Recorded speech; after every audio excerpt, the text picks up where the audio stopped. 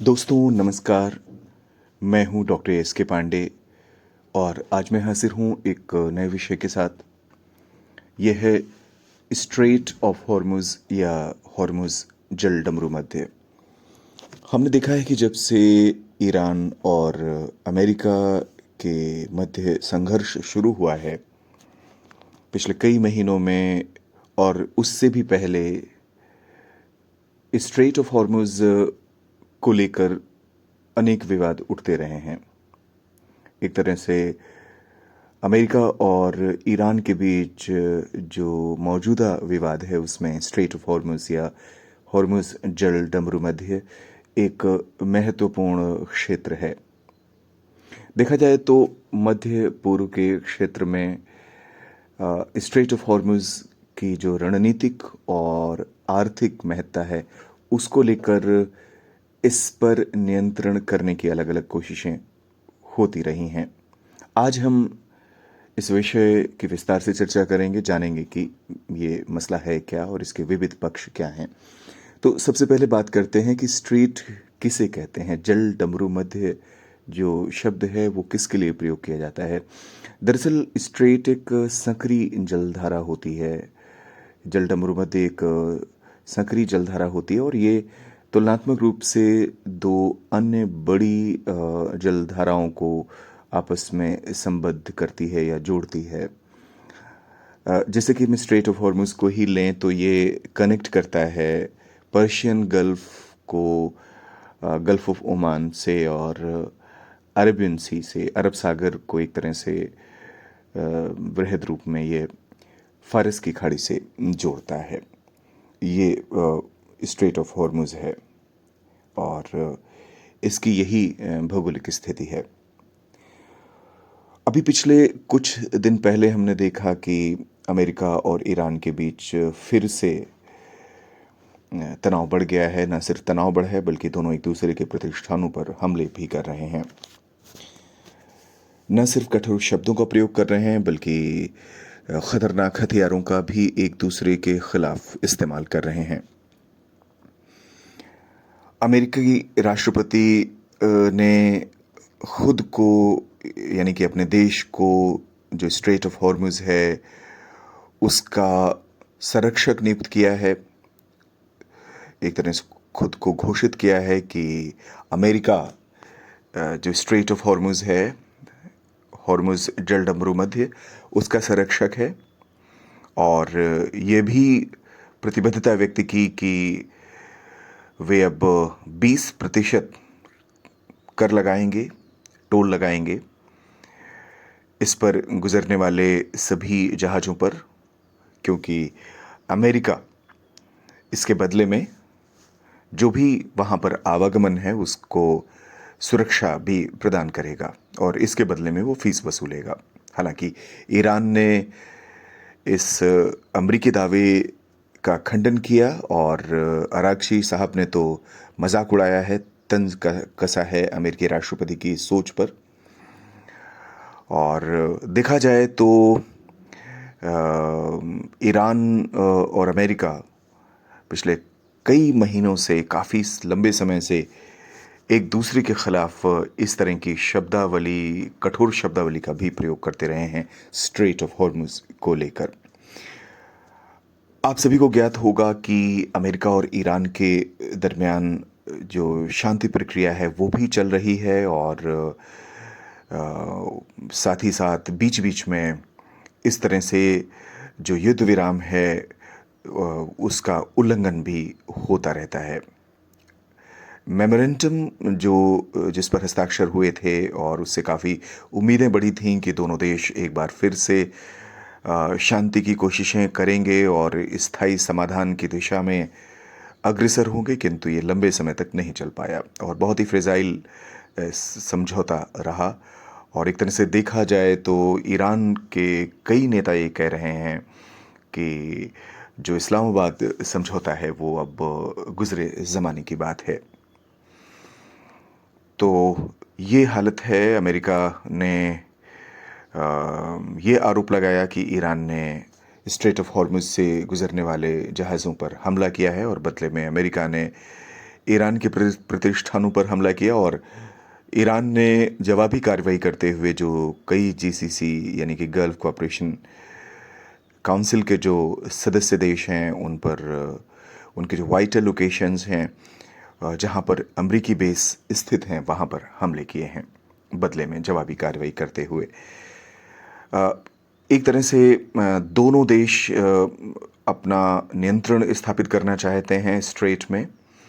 और अभी मैंने जैसा कि कहा कि अमेरिका तो यहाँ तक कह रहा है कि वही तय करेगा सुरक्षा और दशा क्या रहेगी, क्या कंडीशंस होंगी स्ट्रेट ऑफ हॉर्मुज़ की, जबकि ईरान इससे अलग दावा करता रहा है। हम जानते हैं कि साल की शुरुआत में अमेरिका ने वेनेजुएला पर हमला किया था और तत्पश्चात आधी रात में वहाँ के तत्कालीन राष्ट्रपति निकोलस मादुरो को वेनेजुएला से एक तरह से अपहरण कर लिया था और प्रेसिडेंट ट्रंप के आदेश पर अमेरिकी सेनाएं मादुरो को अमेरिका ले गई थी जहां पर उन पर मुकदमा चल रहा है। हम ये भी जानते हैं कि वेनेजुएला दुनिया का एक विशाल तेल भंडार है और कहा जाता है, विशेषज्ञ मानते हैं कि वेनेजुएला में इतना तेल है कि अमेरिका को अगले 1000 साल तक तेल की चिंता करने की ज़रूरत नहीं है। वेनेजुएला के बाद जो ईरान है वो भी एक महत्वपूर्ण तेल उत्पादक रहा है और तेल के काफ़ी बड़े भंडार हैं। और देखा जाए तो ये पूरे के पूरे मध्य पूर्व में जो तेल की स्थिति है, जो खनिज तेल या क्रूड ऑयल की स्थिति है, वो काफ़ी महत्वपूर्ण है और इसी के वजह से यहाँ की जो जियोपॉलिटिक्स है, भू राजनीति है, उस पर असर पड़ता रहा है।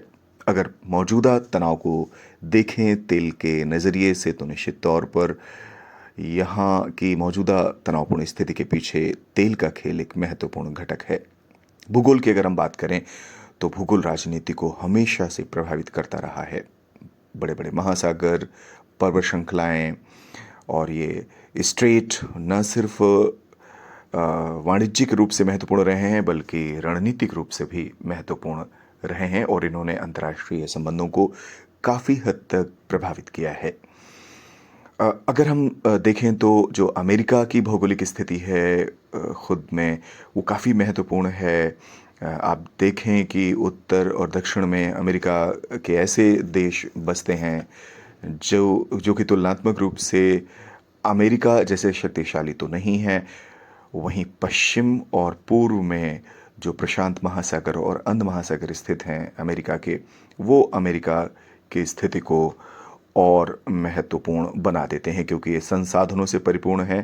पहले और दूसरे विश्व युद्धों में अमेरिका पूरी तरह से बचा रहा था, मुख्य भूमि पूरी तरह से बची रही थी। आप देखें कि विश्व युद्ध चल रहा था और अमेरिका में जो आर्थिक गतिविधियां हैं वो बाकायदा चल रही थी, तो उन पर कोई इसका ख़ास असर नहीं पड़ रहा था। यही वजह है कि दूसरे विश्व युद्ध के बाद जो दुनिया में नए समीकरण उभरे उसमें अमेरिका एक महाशक्ति के तौर पर अस्तित्व में आया। भूगोल की ही बात की जाए तो हिमालय हमारे देश भारत का प्रहरी रहा है। एक न सिर्फ 1-2 सालों से बल्कि सदियों से प्रहरी रहा है, हमेशा से प्रहरी रहा है। 2400 किलोमीटर की लंबाई में फैला हुआ हिमालय भारत को अभेद्य सुरक्षा प्रदान करता रहा है। और 1962 में जब चीन ने हिमालय का अतिक्रमण किया था तब पहली बार ऐसा अनुभव हुआ कि हम अगर हिमालय की रक्षा करते रहेंगे तो भारत की रक्षा अपने आप होती रहेगी, कम से कम उन क्षेत्रों से जहां चीन सीमा को साझा करता है। इसके अलावा हम देखें कि जब शीत युद्ध चल रहा था तो उस समय अमेरिका ने ग्रीनलैंड में जाकर अपना एक बेस बनाया था और अमेरिका का दावा यही था कि जो तत्कालीन सोवियत संघ है उससे अमेरिका को ख़तरा है। अभी आपने देखा है कि पिछले लंबे समय से डोनाल्ड ट्रंप ग्रीनलैंड की मांग करते रहे हैं और कहते रहे हैं कि इसे अमेरिका का हिस्सा होना चाहिए अमेरिका की सुरक्षा के लिए, और साथ में वो ये भी जोड़ते हैं कि विश्व की सुरक्षा के लिए ज़रूरी है, उन्हीं के शब्दों में, कि अमेरिका का कब्जा ग्रीनलैंड पर बना रहे। तो ये भूगोल की स्थिति है। गोलान पहाड़ियों पर कब्जा क्षमा कीजिएगा, इज़राइल ने किया था, और इज़राइल ये मानता आया है कि इज़राइल की सुरक्षा के लिए गोलान पहाड़ियाँ बेहद ज़रूरी हैं। तो भौगोलिक जो क्षेत्र होते हैं वो बहुत महत्वपूर्ण होते हैं और रणनीतिक ये क्षमता देते हैं। और आपने देखा होगा कि कारगिल के युद्ध में जब कारगिल और बटाली क्षेत्र की ऊंचाइयों में जब पाकिस्तानी फौज ने अपनी अवैध कब्जा अपना जमा रखा था, तो भारतीय सेनाओं को नीचे से ऊपर पहाड़ की ऊंचाइयों पर जाकर पुनः इस पर अधिकार करना पड़ा था। और ये काफ़ी कठिन लड़ाई हो गई थी और काफ़ी महत्वपूर्ण लड़ाई हो गई थी। तो भूगोल हमेशा से महत्वपूर्ण रहा है राजनीति में और रणनीतिक स्थिति को निर्धारित करने में।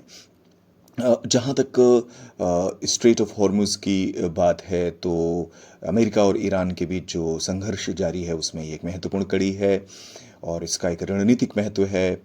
और एक तरह से देखा जाए कि ईरान ने स्ट्रेट ऑफ हॉर्मुज़ को एक रणनीतिक हथियार के तौर पर इस्तेमाल किया है शुरू से, और इसने अमेरिकी जो महत्वाकांक्षाएं हैं उसको बेहद काबू में रखा हुआ है। एक तरह से दुखती रग बन गया है अमेरिका की स्ट्रेट ऑफ हॉर्मुज़। और शुरुआत से ही जब से संघर्ष शुरू हुआ तो अपने प्रभावी नियंत्रण के चलते स्ट्रेट ऑफ हॉर्मुज़ में ईरान ने एक तरह से रणनीतिक बढ़त हासिल की अमेरिका पर। हालांकि अमेरिका ने नाकेबंदी की घोषणा की थी ईरान के बंदरगाहों लेकिन इसके बावजूद भी ईरान का प्रभावी नियंत्रण रहा है। हमने इस पूरे युद्ध में देखा कि कैसे ईरान ने स्ट्रेट ऑफ हॉर्मुज़ को एक रणनीतिक हथियार के तौर पर इस्तेमाल किया है और अपने हितों की काफ़ी बड़ी सीमा तक रक्षा भी की है। आपको पता है कि स्ट्रेट ऑफ हॉर्मुज़ का प्रयोग न सिर्फ ईरान के द्वारा किया जाता है बल्कि मध्यपूर्व के जो तेल उत्पादक देश हैं उनके द्वारा भी बहुत ही सुविधाजनक तौर पर किया जाता है। और ये देश तेल का उत्पादन करते हैं और इसके बाद अपने जो खनिज तेल है उसका निर्यात करते हैं। एशिया और दुनिया के कई ये जो देश हैं, ख़ासतौर पर दक्षिण एशिया और दक्षिण पूर्व एशिया, जिसमें से भारत और चीन जैसे देश भी शामिल हैं, इन देशों को निर्यात किया जाता है। ये इसलिए ये और महत्वपूर्ण है। न सिर्फ तेल बल्कि प्राकृतिक गैस का जो भेजी जाती है खाड़ी के देशों से दक्षिण एशिया और साउथ ईस्ट एशिया के देशों को, वो एक महत्वपूर्ण घटक है पूरे के पूरे क्षेत्र में। तो जो कन्फ्रंटेशन है वो शुरू हुआ और उसकी वजह से जो ऊर्जा आपूर्ति है वो बाधित हुई है, बहुत बुरी तरह से बाधित हुई है। न सिर्फ स्ट्रेट ऑफ हॉर्मुज़ में संघर्ष बढ़ा बल्कि इस दौरान हमने देखा कि कई जहाज़ों पर हमले भी हुए हैं और हमने देखा कि 3 भारतीय नाविकों की हत्या भी की गई थी। अमेरिकी जो सेंट्रल कमांड है उसकी कार्रवाई के द्वारा। स्ट्रेट ऑफ हॉर्मुज़ 30 से 35 किलोमीटर के आसपास चौड़ा है लगभग। कई जगह इसकी जो चौड़ान है वो 30 किलोमीटर है, कहीं 35 है, कहीं 36 है।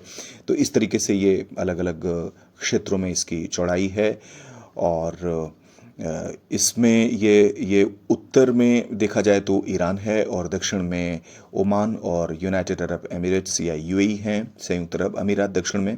तो एक तरह से स्ट्रेट ऑफ हॉर्मुज़ बीच में है ईरान और ओमान के और संयुक्त अरब अमीरात के। और जैसा कि मैंने पहले कहा कि ये जो पर्शियन गल्फ़ है यानी कि फ़ारस की खाड़ी है और उसको ये अरब सागर से जोड़ता है। ऐतिहासिक रूप से भी इसका काफ़ी महत्व रहा है स्ट्रेट ऑफ हॉर्मुज़ का। और जो कांस्य युग था उसमें इसकी बड़ी महत्ता रही थी। और एक ज़माने में जो यात्री हैं वो भूमि का प्रयोग करते थे, जैसे सिल्क रूट की बात करें, एक देश से दूसरे देश में जाने के लिए, ख़ासतौर पर मध्यपूर्व के क्षेत्र से एशिया के क्षेत्र में जाने के लिए। लेकिन यहाँ पर जो लूट मार का ख़तरा रहता था, और इसके चलते एक विकल्प के तौर पर स्ट्रेट ऑफ हॉर्मुज़ का प्रयोग लगातार होता रहा। ख़ासतौर पर भारत और चीन जैसे बड़े देशों से व्यापार करने के लिए इस जल डमरू मध्य का भरपूर प्रयोग किया जाता रहा है बहुत पहले समय से। और लेकिन मौजूदा जो कन्फ्रंटेशन है, मौजूदा जो संघर्ष है ईरान और अमेरिका के दरमियान, उसने स्ट्रेट ऑफ हॉर्मुज़ की महत्ता को एक बार पुनः स्थापित किया है।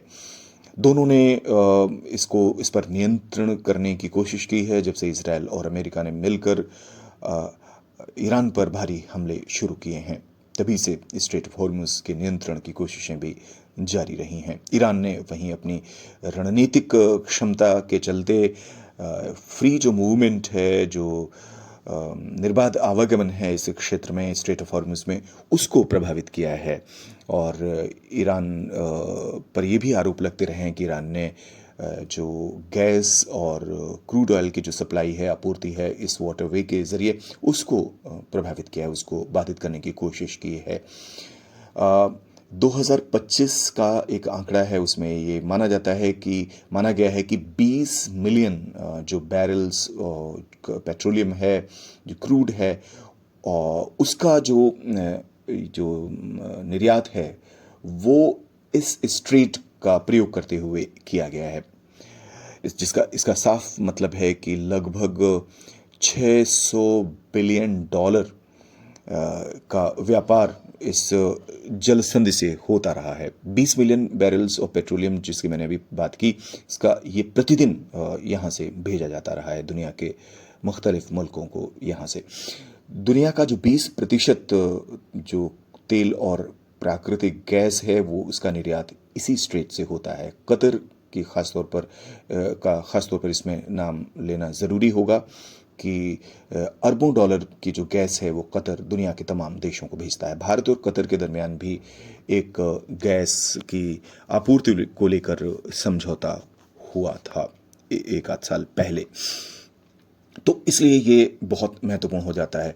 अमूमन हम जब भी स्ट्रेट ऑफ हॉर्मुज़ की मौजूदा भू राजनीतिक संदर्भों में जब हम विवेचना करते हैं तो अक्सर हम तेल और प्राकृतिक गैस की चर्चा करते हैं, लेकिन जो केमिकल फर्टिलाइजर्स हैं, जो रासायनिक उर्वरक हैं, वे भी बड़ी मात्रा में मध्य पूर्व से अन्य देशों को भेजे जाते हैं। ख़ासतौर पर जब से संघर्ष छिड़ा है तो दक्षिण एशिया और दक्षिण पूर्व एशिया के देशों के जो किसान हैं वो काफ़ी चिंतित हैं, और यहाँ की सरकारें एक चुनौती का सामना कर रही हैं कि कैसे जो रासायनिक खाद हैं, जो रासायनिक उर्वरक हैं, उनकी आपूर्ति को निर्बाध रूप से जारी रखा जाए। ये बड़ी चुनौती है इन देशों की सरकारों की। तो ये एक महत्वपूर्ण मसला रहा है, और दुनिया का जो 1/3 जो केमिकल फर्टिलाइज़र है या रासायनिक उर्वरक है वो दुनिया के विविध देशों को यहाँ से भेजा जाता है।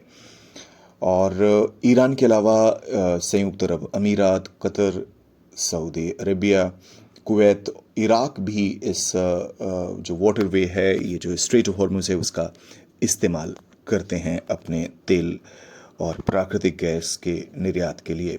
तो एक तरह से देखा जाए तो स्ट्रेट ऑफ हॉर्मुज़ एक लाइफलाइन है, एक जीवन रेखा है जो गल्फ़ की इकॉनमी है या गल्फ़ की अर्थव्यवस्था है उसकी। तो ये महत्वपूर्ण है। लेकिन हमने अभी निर्यात की बात की, आयात भी महत्वपूर्ण है यहाँ के लिए। तो जो गल्फ़ के देश हैं, जीसीसी के देश हैं, मध्य पूर्व के देश हैं, जो इस्तेमाल करते हैं स्ट्रेट ऑफ हॉर्मुज़ का निर्यात करने के लिए, वे आयात भी करते हैं। ख़ासतौर पर जो भोजन सामग्री है उसका, चावल की बात की जाए, इंजीनियरिंग के सामान की बात की जाए, दवाइयों की बात की जाए, मशीनरीज़ की बात की जाए, तो बहुत सारे ऐसे आयात भी हैं जो इस जल डमरू मध्य के ज़रिए किए जाते हैं इन देशों के द्वारा। वे भी प्रभावित हुए हैं, और इसी के चलते यहाँ पर जो आवश्यक जो चीज़ें हैं उनके दामों में भी बहुत ज़्यादा बेतहाशा वृद्धि हुई है। एक अनुमान के अनुसार ये माना जाता है कि लगभग 3000 जो जहाज़ हैं वो यहाँ से गुज़रते हैं प्रतिदिन, और जब से ईरान और अमेरिका के बीच जटिलताएं उभर कर आई हैं, तब से ये आवागमन प्रभावित हुआ है। 1979 में ईरान में इस्लामिक क्रांति हुई थी। तब से अमेरिका और ईरान के संबंध, ईरान और इजराइल के संबंध काफ़ी कड़वे हो गए हैं। इस पृष्ठभूमि में दशकों से ईरान और अमेरिका की और ईरान और इजराइल के बीच जो दुश्मनी है वो लगातार बढ़ती रही है। और इजराइल का जो फैक्टर है वो इस पूरे के पूरे जियोपॉलिटिकल सिचुएशन को प्रभावित करता है। पूरी की पूरी जो भू रणनीतिक स्थिति है, भू राजनीतिक स्थिति है, इसको प्रभावित करता है। ईरान पर यह आरोप लगता रहा है कि उसने जो प्रॉक्सीज हैं उनको काफ़ी मजबूत किया है, जैसे हिजबुल्लाह है लेबनान में, हमास है फ़िलिस्तीन में, और हुतीज़ मिलिशिया हैं यमन में। इन सब पर को मजबूत करने में ईरान की भूमिका का भी आरोप लगाया जाता रहा है। और ईरान और जो अमेरिका और इजराइल के संबंध हैं वो इसी पृष्ठभूमि में देखे जाने भी चाहिए कि कैसे जैसे जैसे दोनों इन राष्ट्रों के बीच जो शत्रुतापूर्ण स्थिति है वो बढ़ती रही है, वैसे वैसे ये जो प्रयास हैं कि कैसे एक दूसरे को कमज़ोर किया जाए अलग अलग तरीक़ों से, वो भी जारी रहे हैं। हमने देखा है कि ईरान पर जो सैंक्शंस लगे रहे हैं, जो आर्थिक प्रतिबंध लगे रहे हैं, उसने ईरान की अर्थव्यवस्था को बुरी तरह से मुतासर किया है। बहुत ही ख़तरनाक स्थिति तक ईरान की जो अर्थव्यवस्था है वो प्रभावित हुई है अमेरिका के प्रतिबंधों के चलते। तो पिछले कई दशकों से ईरान इन प्रतिबंधों का सामना करता आया है, लेकिन मौजूदा संघर्ष में ईरान के द्वारा जिस तरीके से स्ट्रेट ऑफ हॉर्मुज़ का प्रभावी इस्तेमाल किया गया अपनी रणनीतिक क्षमता के तौर पर, उसकी दुनिया भर में विवेचना हो रही है, विश्लेषण हो रहा है, और ये माना जा रहा है कि ईरान ने एक तरह से अमेरिका की नब्ज़ को पकड़ रखा है, कमज़ोर नस को दबा रखा है। स्थिति साफ तौर पर यही नज़र आ रही है कि अमेरिका किसी न किसी तरीके से यहाँ से निकलना चाहता है, और ईरान पूरी तरीके से खड़ा रहा है। और जैसा कि इजराइल और अमेरिका ने 28 फरवरी को हमले के बाद ये सोचा था कि अब हमें कोई चिंता की बात नहीं है, हमने शीर्ष नेतृत्व को ख़त्म कर दिया है, तो वो स्थिति नहीं आई। और अमेरिका और इजराइल के जो अनुमान थे, जो रणनीतिक जो गणनाएं थीं, वो गलत साबित हुई हैं। मुझे सुनने के लिए बहुत बहुत धन्यवाद। आपकी प्रतिक्रियाओं का इंतज़ार रहेगा।